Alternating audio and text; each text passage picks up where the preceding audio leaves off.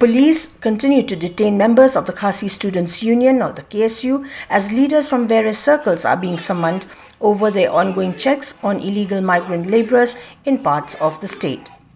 On the 15th of July 2024, two leaders of the KSU Malki circle, including its president Ïashan Mukhim and union member Lahbiang Jyrwa,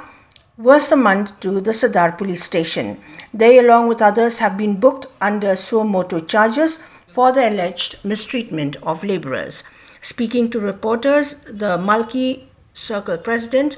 Ïashan Mukhim claimed that the police's actions are intended to create fear among KSU members, but have instead strengthened their resolve to continue advocating for the security and welfare of the local community. Police Department mentasi limbaga ni ka Sadar PS khot saya angot ki khot jong KSU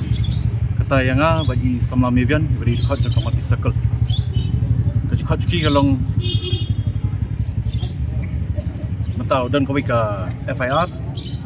ban abang ya kali ke FIR ila alap pakadon ke kamdan dah mulai di tangki jing harap sudah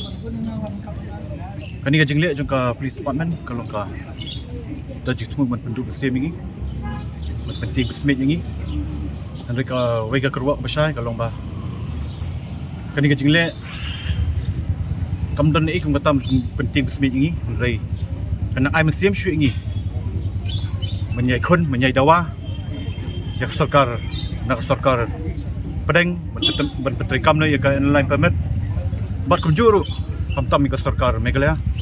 man petrino mardor yaka MRSSA hangni hajala jingi ketika sumutu semut nak kalek police department